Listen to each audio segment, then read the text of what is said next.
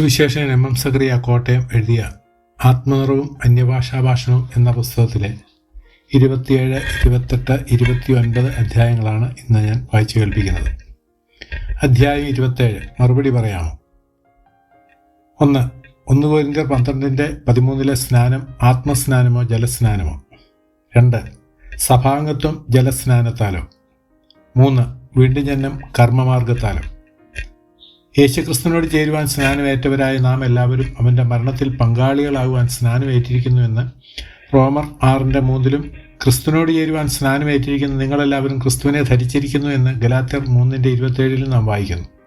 അത് ജലസ്നാനത്തെ പറ്റിയുള്ള പരാമർശങ്ങളാണെന്ന് സ്പഷ്ടമാണ്. അതുകൊണ്ട് ജലസ്നാനം മൂലമാണ് ഒരു വ്യക്തി ക്രിസ്തുവിനോട് ചേരുന്നതെന്നും പ്രസ്തുത വാക്യങ്ങളിൽ പറയപ്പെട്ടിരിക്കുന്ന അതേ കാര്യം തന്നെയാണ് 1 കൊരിന്ത്യർ 12:13 പറയുന്നതെന്നുമുള്ള ഒരു ന്യായം എതിർവാദികൾ പറയാറുണ്ട്. എന്നാൽ ക്രിസ്തുവിൻ്റെ മാർമിക ശരീരമായ സഭയുടെ രൂപവൽക്കരണത്തിനു വേണ്ടി പെന്തക്കോസ്ത് നാളിൽ കർത്താവ് നടത്തിയ പരിശുദ്ധാത്മ സ്നാനം എന്ന മഹിമയേറിയതും നിസ്തുലമായതുമായ പ്രവർത്തനവും ഒരു പാപി കർത്താവായ യേശുക്രിസ്തുവിൽ വിശ്വസിച്ച് രക്ഷിക്കപ്പെട്ട് ക്രിസ്തു ശരീരമായ സഭയിൽ ചേർക്കപ്പെട്ട ശേഷം മാത്രം നടക്കേണ്ടതായ ജലസ്നാനവും വ്യത്യസ്തമായ 2 കാര്യങ്ങളാണ് സാധിക്കുന്നത്. ഒരു വിശ്വാസി കർത്താവിൻ്റെ വ്യക്തമായ കൽപ്പന അനുസരിച്ച് ജലസ്നാനം ഏൽക്കുന്നത് ദൈവസഭയുടെ അംഗമായി തീരേണ്ടതിനു വേണ്ടിയോ ഏകശരീര രൂപവൽക്കരണ പ്രവൃത്തിയുടെ പൂർത്തീകരണത്തിനു വേണ്ടിയോ അല്ല. പ്രത്യുത വ്യക്തിപരമായി ക്രിസ്തുവിൻ്റെ മരണത്തോടെ ഏകീകരിക്കപ്പെട്ട് അവനോട് ചേർന്ന് അവൻ്റെ മരണത്തിൽ പങ്കാളികളായി തീർന്നതായി വെളിപ്പെടുത്തേണ്ടതിനാണ്. ജലസ്നാനത്താൽ ക്രിസ്തുവിൽ ആയിത്തീരുകയില്ല. പിന്നെയോ പരസ്യമായി ക്രിസ്തുവിനോട് ചേർന്ന് നിൽക്കുന്നവരോടുകൂടെ ക്രിസ്തുവിനോട് ചേരുകയാണ് ചെയ്യുന്നത്. ഒന്നുകൂടി പറയട്ടെ, രക്ഷിക്കപ്പെട്ട വ്യക്തി രക്ഷിക്കപ്പെട്ട നിമിഷത്തിൽ തന്നെ ക്രിസ്തുവിലായിത്തീരുകയും ക്രിസ്തു ശരീരമായ സഭയോട് ചേർക്കപ്പെടുകയും ചെയ്തു കഴിഞ്ഞിരിക്കുന്നതിനാൽ പിന്നെ ഒരു ജലസ്നാനം കൊണ്ട് ഏക ശരീരത്തിൽ ആക്കി തീർക്കേണ്ടതില്ലെന്ന് ആർക്കാണ് അറിഞ്ഞുകൂടാത്തത്? അപ്പോൾ റോമാലേഖനത്തിലും ഗലാത്യലേഖനത്തിലും ക്രിസ്തുവിനോട് ചേരുവാൻ സ്നാനമേറ്റു എന്ന് പറയുന്ന ഭാഗത്തുള്ള സ്നാനവും 1 കൊരിന്ത്യർ 12:13 ഏക ശരീരമാകേണ്ടതിലേക്ക് ഏറ്റു എന്ന് പറയുന്ന സ്നാനവും രണ്ടും രണ്ട് തന്നെയാണ്. പെന്തക്കോസ്ത് നാളിൽ സ്നാനമേറ്റ 3000 പേർ രക്ഷിക്കപ്പെട്ട നിമിഷം തന്നെ ഏക ശരീരമാകുന്ന സഭയിൽ ചേർക്കപ്പെട്ട് കഴിഞ്ഞിരുന്നു. എന്നാൽ അവർ സ്നാനം ഏറ്റുകഴിഞ്ഞ ശേഷമാണ് പരസ്യമായി അപ്പോസ്തലന്മാരോട് ചേർന്നത്. അങ്ങനെ തന്നെ പരസ്യമായി ക്രിസ്തുവിനോട് ചേർന്നതും ജലസ്നാനത്തോടു കൂടിയാണ്. രക്ഷിക്കപ്പെട്ടപ്പോൾ തന്നെ ഏക ശരീരമാകുന്ന സഭയോട് ചേർക്കപ്പെട്ടിട്ടുള്ള ദൈവമക്കൾ എല്ലാവരും പരിശുദ്ധാത്മ സ്നാനം ഏറ്റവരാണെങ്കിലും അവരിൽ അനേകരും ക്രിസ്തുവിനോട് ചേരുവാൻ അവൻ്റെ മരണത്തിൽ പങ്കാളികളാകുവാനുള്ള സ്നാനം ഏറ്റിട്ടില്ലെന്നുള്ളത് ദുഃഖകരമായ ഒരു സത്യമാണ്. എങ്കിലും 1 കൊരിന്ത്യർ 12:13 തെളിവായി പറയും പ്രകാരം അവരും ക്രിസ്തു ശരീരത്തിലേക്ക് ചേർക്കപ്പെട്ടത് തന്നെയാണ്. അതുപോലെ തന്നെ 1 കൊരിന്ത്യർ 10 ഇസ്രായേലിനെ സംബന്ധിച്ച് പറയുമ്പോൾ അവർ എല്ലാവരും സ്നാനമേറ്റ് മോശയോട് ചേർന്നു എന്നൊരു പ്രസ്താവന നാം കാണുന്നുണ്ട്. എന്താണ് അതിൻ്റെ അർത്ഥം? ക്രിസ്തു ശിരസും വിശ്വാസികൾ ശരീരവുമായി സംഘടിക്കപ്പെട്ട പുതിയ നിയമസഭ രൂപവൽക്കരിക്കപ്പെട്ടതുപോലെ ഒരു സഭാരൂപവൽക്കരണം ചെങ്കടലിൽ വെച്ച് നടന്നു എന്നല്ല. നേരെ മറിച്ച് മിസ്രൈമിൽ നിന്ന് വിടുവിക്കപ്പെട്ട ഇസ്രായേൽ പൂർണ്ണമായി മിസ്രൈമിനോട് വേർപെട്ട് മോശയോടും അവൻ്റെ നടത്തിപ്പുകളോടും ചേർന്ന് അവനെ പിൻപറ്റിയെന്നാണ്. അങ്ങനെ ബാഹ്യമായ ഒരു കർമാനുഷ്ഠാനത്തോടുകൂടി പരസ്യമായി ക്രിസ്തുവിനോട് ചേരുന്നു എന്ന് പ്രഖ്യാപിക്കുന്ന ജലസ്നാനവും സ്നാനപ്പെട്ടവരോ അല്ലാത്തവരോ എന്ന യാതൊരു വ്യത്യാസവും കൂടാതെ രക്ഷിക്കപ്പെട്ട സകല വിശ്വാസികളെയും ഉൾപ്പെടുത്തിക്കൊണ്ട് നാം എല്ലാവരും ഏറ്റിരിക്കുന്നു എന്ന് 1 കൊരിന്ത്യർ 12:13 പറയുന്ന ആത്മസ്നാനവും ഒന്നാണെന്ന് പറയുന്നത് തികഞ്ഞ അജ്ഞതയാണ്. മാത്രമല്ല 1 കൊരിന്ത്യർ 12:13 സ്നാനത്തോടുകൂടെ തന്നെ ആത്മപാനവും നടക്കുന്നതായിട്ടും അവിടെ സ്പഷ്ടമായി കാണുവാൻ കഴിയും.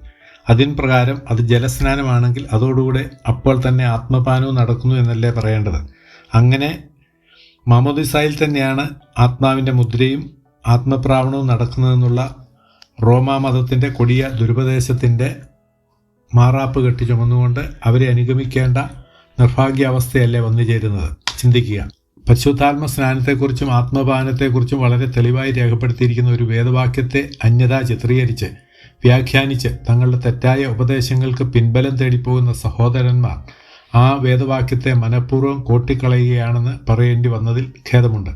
പരിശുദ്ധാത്മ സ്നാനം എന്ന വിഷയം സംബന്ധിച്ച് യോഹന്നാൻ സ്നാപകൻ പറഞ്ഞിട്ടുള്ള വാക്കുകളെ അപഗ്രഥിച്ചുകൊണ്ട് മറ്റൊരു വിധത്തിൽ പറഞ്ഞാൽ സ്വർഗത്തിൻ്റെ ഗോതമ്പ് മണികളാകുന്ന പുതിയ നിയമ വിശ്വാസികളെ ഒരേ കളപ്പുരയിൽ കൂട്ടിച്ചേർത്ത് ഒന്നാക്കി തീർത്തത് പരിശുദ്ധാത്മ സ്നാനത്താലാണ്. അതിനോട് പൗലോസിൻ്റെ വാക്കുകളും പരിപൂർണമായി യോജിക്കുന്നുണ്ട്. അധ്യായം 28. അഗ്നിസ്നാനം വിശ്വാസികൾക്കോ? സഭ ക്രിസ്തുവിൻ്റെ ശരീരമാണെന്നുള്ള ഉപദേശം പുതിയ നിയമത്തിലെ അതിപ്രധാനമായൊരു വിഷയമാണ്. ഈ സഭായുഗത്തിൽ രക്ഷിക്കപ്പെട്ടവരായ സകല വിശ്വാസികളും രക്ഷിക്കപ്പെട്ടപ്പോൾ തന്നെ സഭയാകുന്ന ആ ശരീരത്തിൽ ആക്കി വയ്ക്കപ്പെട്ടു കഴിഞ്ഞു എന്നും വചനം വ്യക്തമായി പഠിപ്പിക്കുന്നുണ്ട്. പരിശുദ്ധാത്മ സ്നാനം എന്ന മഹത്തായ വേലയാലാണ് ആ ശരീര രൂപവൽക്കരണ പ്രക്രിയ നമ്മുടെ കർത്താവ് നിർവഹിച്ചതും. ആ വസ്തുതയാണ് 1 കൊരിന്ത്യർ 12:13 പൗലോസ് തെളിവായി ചൂണ്ടിക്കാണിച്ചിരിക്കുന്നത്. അതുകൊണ്ട് ക്രിസ്തു സഭയിൽ അംഗങ്ങളായി തീർന്നിട്ടുള്ള സകല വിശ്വാസികളും പരിശുദ്ധാത്മ സ്നാനം ഏറ്റവരാണെന്ന് പഠിപ്പിക്കുന്ന ഉപദേശരൂപം തികച്ചും വേദാനുസരണമാണെന്ന് സ്ഥാപിക്കപ്പെടുന്നു. പരിശുദ്ധാത്മ സ്നാനം എന്ന പ്രയോഗത്തിൽ സ്നാനം അഥവാ മുഴുകൽ എന്ന പദമുള്ളതുകൊണ്ട് ജലസ്നാനത്തിൽ എന്ന പോലെ തന്നെ ആത്മസ്നാനത്തിലും ആത്മാവിലേക്കുള്ള ഒരു മുങ്ങൽ ക്രിയ നടക്കുന്നു എന്നാണ് ചില പെന്തക്കോസ്ത് ഉപദേഷ്ടാക്കന്മാർ പഠിപ്പിക്കുന്നത്. ആത്മാവാകുന്ന നദിയിൽ മുക്കിയിട്ട് അവിടെ നിന്ന് പൊക്കാതെ അവിടെ തന്നെ സ്ഥിതി ചെയ്യുന്ന അനുഭവമാണ് ആത്മസ്നാനത്തിൽ നടക്കുന്നതെന്നും അവർ ഉപദേശിക്കുന്നുണ്ട്. എന്നാൽ ജലസ്നാനം എന്ന പ്രത്യക്ഷ കർമ്മത്തിൻ്റെ അക്ഷരീയ രൂപത്തോട് സാമ്യപ്പെടുത്തി പരിശുദ്ധാത്മ സ്നാനത്തെ വ്യാഖ്യാനിക്കുന്നത് അർത്ഥരഹിതമാണ്, യുക്തിരഹിതവുമാണ്. പരിശുദ്ധാത്മ സ്നാനത്തെപ്പറ്റി പറയുന്ന ഭാഗങ്ങളിൽ ഉപയോഗിച്ചിരിക്കുന്ന സ്നാനം എന്ന പദപ്രയോഗം ആത്മീയവും ആലങ്കാരികവുമാണ്. അങ്ങനെയുള്ള പദപ്രയോഗങ്ങൾ തിരുവഴുത്തിൽ വളരെയുണ്ട്. ആത്മാവിനെ പാനം ചെയ്യുക, ദാഹിക്കുന്നവനെല്ലാം എൻ്റെ അടുക്കൽ വന്ന് കുടിക്കട്ടെ, എന്നെ തിന്നുന്നവൻ എന്മൂലം ജീവിക്കും, എൻ്റെ മാംസം തിന്നുകയും എൻ്റെ രക്തം കുടിക്കുകയും ചെയ്യുന്നവന് നിത്യജീവനുണ്ട്, ഞാൻ കൊടുക്കുന്ന വെള്ളം കുടിക്കുന്നവൻ ഒരു നാളും ദാഹിക്കുകയില്ല എന്നിങ്ങനെ പറയുന്ന ഭാഗങ്ങളിൽ കാണുന്ന തിന്നുക, കുടിക്കുക മുതലായ പദപ്രയോഗങ്ങൾ ഭൗതിക വസ്തുക്കൾ തിന്നുകയും കുടിക്കുകയും ചെയ്യുന്ന രീതിയോട് സാമ്യപ്പെടുത്തി ആക്ഷരികമായി വ്യാഖ്യാനിക്കേണ്ടതല്ലല്ലോ.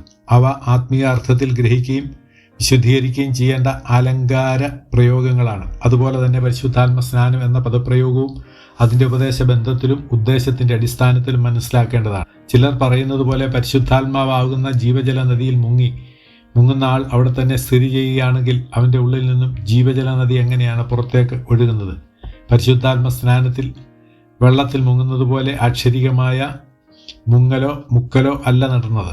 പ്രത്യുത ക്രിസ്തു ശിരസും വിശ്വാസികൾ അംഗങ്ങളുമായുള്ള മാർമിക ശരീരമായ സഭ ഉടലെടുക്കുകയാണ് ചെയ്തത്. സഭയുടെ ഉത്ഭവം ഒരു ഭൂതകാല സംഭവമാണ്. പെന്തക്കോസ്ത് നാളിൽ നടന്ന ആത്മസ്നാനത്താൽ നിർവഹിക്കപ്പെട്ട ആ ഉത്ഭവ പ്രക്രിയ അതേപടി ആവർത്തിക്കപ്പെടുന്നുമില്ല. പരിശുദ്ധാത്മ സ്നാനം എന്ന വിഷയത്തോട് ബന്ധപ്പെടുത്തേണ്ടതുമായ ഒരു പ്രധാന കാര്യമായിട്ടാണ് അഗ്നിസ്നാനം എന്ന വിഷയം പെന്തക്കോസ്ത് സഹോദരന്മാർ കൈകാര്യം ചെയ്യുന്നത്. മത്തായി 3:11 ലൂക്കോസ് 3:16 പരിശുദ്ധാത്മ സ്നാനത്തോട് ചേർത്ത് യോഹന്നാൻ സ്നാപകൻ പറഞ്ഞിട്ടുള്ളതായി രേഖപ്പെടുത്തിയിട്ടുള്ള അഗ്നിസ്നാനം സഭയ്ക്കുള്ള അനുഗ്രഹമായിട്ടാണ് അവർ കരുതുന്നത്. യെരുശലേമിലെ മാളികമുറിയിൽ അഗ്നിജ്വാല പോലെ പിളർന്നിരിക്കുന്ന നാവുകൾ അവർക്ക് പ്രത്യക്ഷമായി അവരിൽ ഓരോരുത്തരുടെ മേൽ പതിഞ്ഞു എന്ന് പറഞ്ഞിരിക്കുന്നതിനാൽ അന്നവിടെ അഗ്നിസ്നാനവും നടന്നു എന്നാണ് അവർ വിശ്വസിക്കുന്നത്. ഈ അഗ്നിയിലുള്ള സ്നാനം എന്ന വിഷയത്തെപ്പറ്റി യോഹന്നാൻ സ്നാപകൻ മാത്രമേ വ്യക്തമായിട്ട് എന്തെങ്കിലും പറഞ്ഞിട്ടുള്ളൂ. യോഹന്നാൻ എന്താണ് പറഞ്ഞിട്ടുള്ളതെന്നും ഏത് സാഹചര്യത്തിലാണ് പറഞ്ഞിട്ടുള്ളതെന്നും ഗ്രഹിച്ചെങ്കിൽ മാത്രമേ അതിൻ്റെ അർത്ഥം എന്താണെന്നും അത് ആർക്കു വേണ്ടിയുള്ളതാണെന്നും മനസ്സിലാക്കുവാൻ കഴിയുകയുള്ളൂ. പരിശുദ്ധാത്മ സ്നാനത്തെക്കുറിച്ച് യോഹന്നാൻ സ്നാപകൻ പറഞ്ഞ വാക്കുകൾ 4 സുവിശേഷങ്ങളിലും രേഖപ്പെടുത്തിയിട്ടുണ്ട്. മത്തായി 3:11, മർക്കോസ് 1:8, ലൂക്കോസ് 3:16, യോഹന്നാൻ 1:33. എന്നാൽ 2 സുവിശേഷങ്ങളിൽ മത്തായി 3:11, ലൂക്കോസ് 3:16 മാത്രമേ അഗ്നിസ്നാനത്തെപ്പറ്റി എടുത്തു പറഞ്ഞിട്ടുള്ളൂ.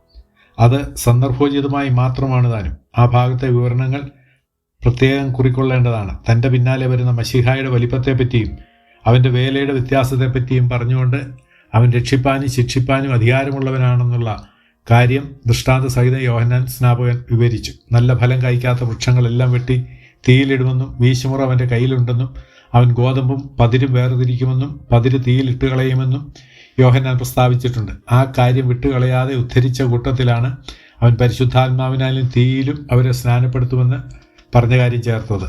എന്നാൽ നല്ല ഫലം കായ്ക്കാത്ത വൃക്ഷം തീയിലിടുന്ന കാര്യവും പതിർ കെടാത്ത തീയിൽ ഇട്ട് ചുട്ടുകളയുന്ന കാര്യവും ഉദ്ധരിക്കാതെ വിട്ടുകളഞ്ഞ മർക്കോസും യോഹന്നാനും സന്ദർഭോചിതമായി അഗ്നിസ്നാനത്തെക്കുറിച്ച് യോഹന്നാൻ പറഞ്ഞ വാക്കുകളും രേഖപ്പെടുത്താതിരിക്കുകയാണ് ചെയ്തത്. അതിൻ്റെ സാരം ആത്മസ്നാനം നല്ല ഗോതമ്പ് മണികളെ പോലെ സ്വർഗീയ കളപ്പുരയിലേക്ക് ചേർക്കപ്പെടുന്ന ദൈവജനത്തിനു വേണ്ടിയുള്ളതും അഗ്നിസ്നാനം പതിര് പോലെ പുറത്തു കളയപ്പെട്ട് തീയിൽ ചുട്ടുകളയപ്പെടേണ്ട ദുഷ്ടന്മാർക്കുള്ളതുമാണെന്നാണ്.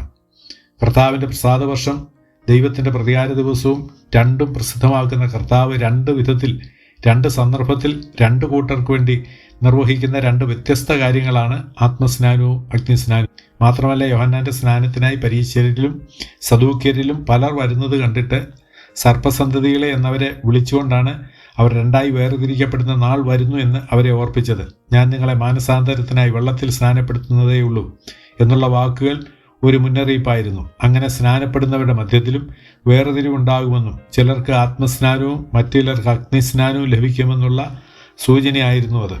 പരിശുദ്ധാത്മ സ്നാനത്തെക്കുറിച്ച് നമ്മുടെ കർത്താവ് തൻ്റെ ശിഷ്യന്മാരോട് പ്രത്യേകമായി പറഞ്ഞ സുപ്രധാന ഘട്ടത്തിലും അവർക്ക് അഗ്നിയിൽ സ്നാനം ലഭിക്കുമെന്ന് പറഞ്ഞിട്ടില്ല.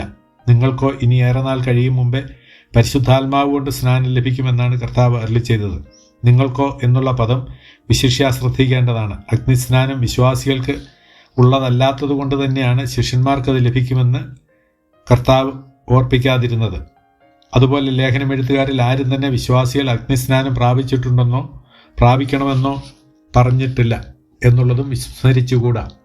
അഗ്നിജ്വാല പോലെ പിളർന്നിരിക്കുന്ന നാവുകൾ അവരുടെ മേൽ പതിഞ്ഞു എന്ന് പറഞ്ഞിരിക്കുന്നതിൻ്റെ അടിസ്ഥാനത്തിൽ അവർ അഗ്നിയിൽ മുങ്ങി എന്ന് പറയുന്നത് തികച്ചും അർത്ഥശൂന്യമാണ്.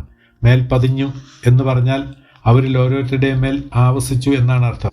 അവിടെ ഒരു അഗ്നിനദി ഉണ്ടായതായോ ആത്മാവ് അഗ്നിനദിയായി മാറിയതായോ പഠിപ്പിക്കുവാൻ യാതൊരു ആധാരവുമില്ല. അതുകൊണ്ട് പരിശുദ്ധാത്മ സ്നാനവും അഗ്നിസ്നാനവും വിശ്വാസികൾ കാത്തിരുന്ന് പ്രാപിക്കേണ്ടതാണെന്നുള്ള ഉപദേശം അടിസ്ഥാനരഹിതമാണെന്ന് സ്പഷ്ടം. അധ്യായം 29. ആത്മസ്നാനത്തിനോ ആത്മദാനത്തിനോ വിശ്വാസി കാത്തിരിക്കുന്നത് വചനവിരുദ്ധം. ക്രിസ്തു സഭയുടെ അംഗമായ വിശ്വാസി ആത്മസ്നാനം പ്രാപിക്കുവാൻ എന്തെങ്കിലും വ്യവസ്ഥയുണ്ടോ?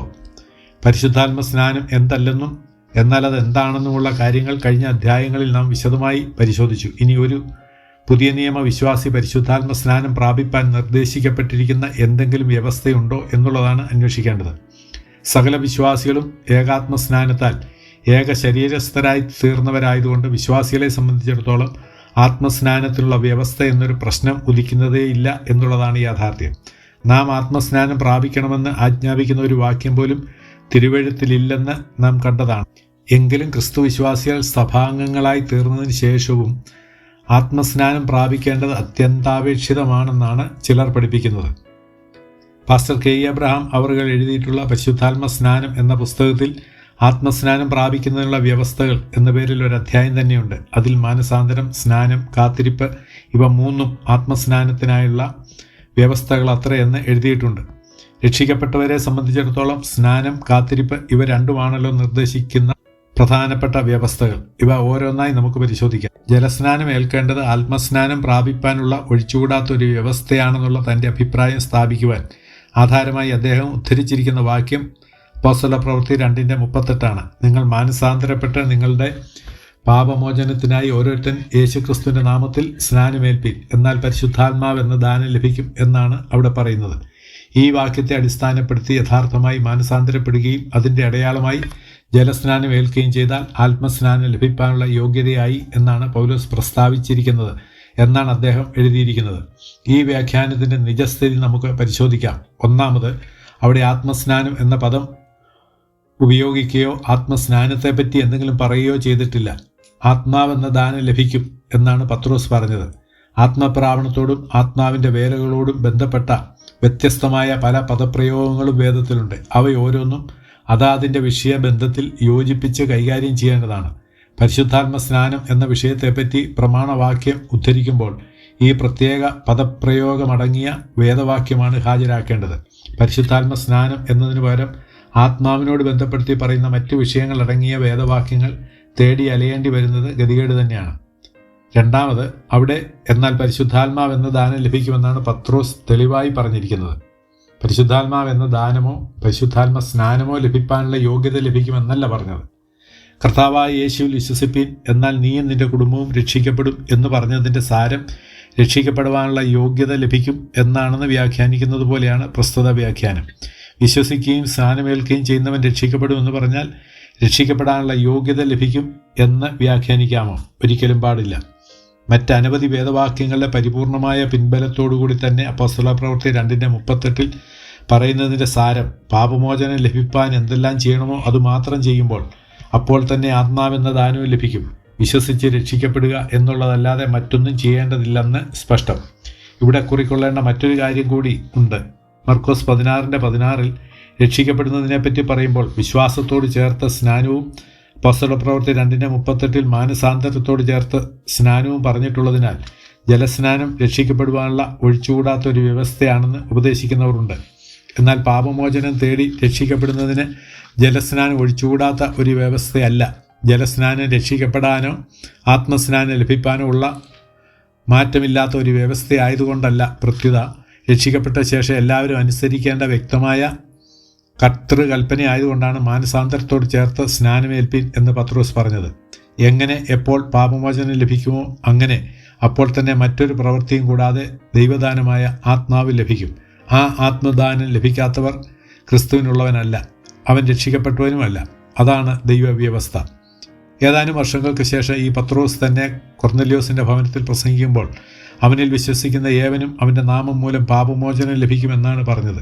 അപ്പോൾ തന്നെ വചനം കേട്ടുകൊണ്ടിരുന്ന എല്ലാവരുടെയും മേൽ പരിശുദ്ധാത്മാവ് വരികയും ചെയ്തു.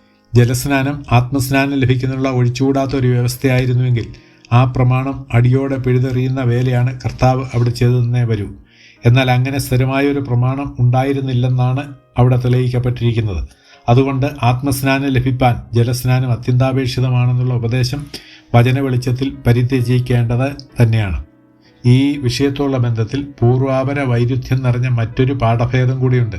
കത്തോലിക്കരും അകത്തോലിക്കരും മറ്റുമായി യഥാർത്ഥ ക്രിസ്തീയ സ്നാനം ഏറ്റ് കർത്താവിനെ അനുസരിക്കാത്തവരും വിശ്വാസിയുടെ മുഴുവൻ സ്നാനത്തെ തള്ളിപ്പറയുന്നവരും ദൈവവചനത്തിലെ തെളിവായ പല കൽപ്പനകളെയും ലംഘിക്കുന്നവരുമായ 10,000-കണക്കിന് ആളുകൾക്ക് പ്രധാന വ്യവസ്ഥയായ സ്നാനം കൂടാതെ തന്നെ ഒരു ലോപവും കൂടാതെ അന്യഭാഷ അടയാളത്തോടുകൂടി ആത്മസ്നാനം നൽകപ്പെട്ടുകൊണ്ടിരിക്കുന്നു എന്നാണ് ഇപ്പോൾ പല പെന്തക്കോസ്ത് ഉപദേഷ്ടാക്കന്മാരും വാദിക്കുന്നത്. തങ്ങളിരിക്കുന്ന കമ്പ് അവർ തന്നെ വരയുകയാണ്. വിശ്വാസി ആത്മസ്നാനം പ്രാപിപ്പാൻ പറഞ്ഞിരിക്കുന്ന രണ്ടാമത്തെ വ്യവസ്ഥ കാത്തിരിപ്പാണെന്നാണ് അവർ പറയുന്നത്. നിങ്ങൾ യെരുശലേമിൽ നിന്നും വാങ്ങിപ്പോകാതെ എന്നോട് കേട്ട പിതാവിൻ വാഗ്ദത്തത്തിനായി കാത്തിരിക്കണമെന്ന് കർത്താവ് ശിഷ്യന്മാരോട് കൽപ്പിച്ച വാക്കുകളാണ് ഈ ഉപദേശത്തിന് ആധാരമായി അവർ ഉച്ചരിക്കുന്നത്.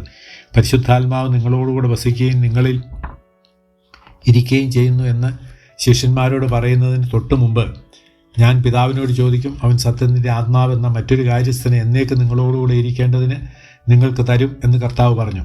വീണ്ടും ഞാൻ പോകാഞ്ഞാൽ കാര്യസ്ഥൻ നിങ്ങളുടെ അടുക്കൽ വരികയില്ല, ഞാൻ പോയാൽ അവനെ നിങ്ങളുടെ അടുക്കൽ അയക്കും. യോഹന്നാൻ 14:16, 16:7 എന്നും കർത്താവ് അരുളി ചെയ്തു. പരിശുദ്ധാത്മാവ് സഭയുടെ കാര്യസ്ഥത ഏറ്റെടുക്കുവാനായി ഭൂമിയിലേക്ക് വരുന്നതിന് മുമ്പ് തന്നെ അവൻ ശിഷ്യന്മാരിൽ വസിച്ചിരുന്നു എന്നും എന്നാൽ അതിൽ നിന്നും വ്യത്യസ്തമായി മറ്റൊരു ദൗത്യം ഏറ്റെടുക്കുവാനും സഭയോടുകൂടെ എന്നേക്കും ഇരിക്കുവാനുമായി, അതായത് സ്ഥിരവാസമായിട്ട് അയക്കും എന്നുമാണ് കർത്താവ് വാഗ്ദത്തം ചെയ്തത്. ആ വാഗ്ദത്തം കർത്താവിൻ്റെ പുനരുത്ഥാന ശേഷം 50-ാം ദിവസം തന്നെ നടക്കേണ്ടതാണെന്ന് പെന്തക്കോസ്ത് പെരുന്നാൾ ആചരണത്തിൻ്റെ പൊരുളിൽ നിന്ന് ഗ്രഹിക്കേണ്ടതാണ്. കർത്താവ് സ്വർഗാരോഹണം ചെയ്യുമ്പോൾ 40 ദിവസമേ ആയിട്ടുള്ളൂ. അതുകൊണ്ടാണ് ഏറെ നാൾ കഴിയും മുമ്പേ പെന്തക്കോസ്ത് നാളിൽ മാത്രം നടക്കേണ്ട പരിശുദ്ധാത്മാവിൻ്റെ അവരോഹണത്തെ മുമ്പിൽ കണ്ടുകൊണ്ട് നിങ്ങൾ യെരുശലേമിൽ നിന്നും വാങ്ങിപ്പോകരുതെന്നും വാഗ്ദത്തത്തിനായി കാത്തിരിക്കണമെന്നും കൽപ്പിച്ചത്. ഈ കാത്തിരിപ്പിനുള്ള കൽപ്പന കൃത്യമായ സ്ഥലനിർദ്ദേശം കൊണ്ട് നിയന്ത്രിക്കപ്പെട്ടതുമായിരുന്നു. അതും വിശിഷ്യ ശ്രദ്ധിക്കേണ്ടതാണ്.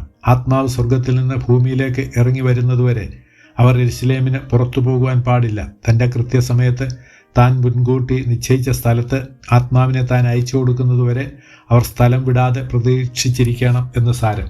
പ്രത്യേക സാഹചര്യത്തിൽ പ്രത്യേക ഉദ്ദേശ നിവൃത്തിക്ക് വേണ്ടി പ്രത്യേക നിയന്ത്രണങ്ങളോടുകൂടെ കർത്താവ് നൽകിയ എന്നോട് കേട്ട പിതാവിൻ വാഗ്ദത്തത്തിനായി കാത്തിരിക്കണം എന്നുള്ള കൽപ്പന ആ വാഗ്ദത്തം പൂർണ്ണമായും നിവർത്തിക്കപ്പെട്ട ശേഷവും സഭയ്ക്ക് ബാധകമാണെന്ന് വാദിക്കുന്നത് നിരർത്ഥകമാണ്. പെന്തക്കോസ്ത് നാളിൽ ആത്മാവ് ഭൂമിയിലേക്ക് വന്നു. ഇനി ഓരോ വ്യക്തിയിലേക്ക് വരുവാൻ പിന്നെയും കാത്തിരിക്കേണ്ടതുണ്ടെന്നാണ് അവർ പറയുന്നത്. അങ്ങനെ പറയുന്ന ഒരു വാക്യം പോലും കാണിപ്പാൻ ആർക്കും കഴിഞ്ഞിട്ടില്ല, കഴിയുകയുമില്ല. ഓരോ വ്യക്തിയുടെയും ഉള്ളിൽ പരിശുദ്ധാത്മാവ് ലഭിക്കാനുള്ള ദൈവിക വ്യവസ്ഥ നമ്മുടെ കർത്താവിൻ്റെ വാക്കുകളിൽ തെളിവായി പ്രഖ്യാപിച്ചിട്ടുണ്ട്.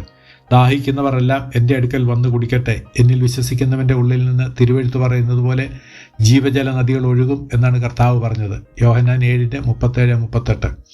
കർത്താവിൻ്റെ അടുക്കൽ വന്ന് കുടിക്കുക അഥവാ കർത്താവിൽ വിശ്വസിക്കുക, അതാണ് വ്യവസ്ഥ. വിശ്വസിച്ച് രക്ഷിക്കപ്പെടുമ്പോൾ തന്നെ ആത്മാവ് ഉള്ളിൽ പ്രവേശിക്കുന്നത് കൊണ്ടാണ് അവൻ്റെ ഉള്ളിൽ നിന്ന് ജീവജല നദി പുറത്തേക്ക് പ്രവഹിക്കുന്നത്. ഒരുവന് ആത്മാവ് ലഭിക്കാനുള്ള വ്യവസ്ഥ ക്രിസ്തുയേശുവിലുള്ള വിശ്വാസമാണെന്നാണ് പൗലോസും ഖണ്ഡിതമായി പറഞ്ഞിരിക്കുന്നത്. നാം ആത്മാവ് എന്ന വാഗ്ദത്ത വിഷയം വിശ്വാസത്താൽ പ്രാപിപ്പാൻ തന്നെ. ഗലാത്യർ 3:14. ഗലാത്യ വിശ്വാസികൾക്ക് ആത്മാവ് ലഭിച്ചത് അവർ വിശ്വാസത്തിൻ്റെ പ്രസംഗം കേട്ടതിനാലാണ്. ഗലാത്യർ 3:2.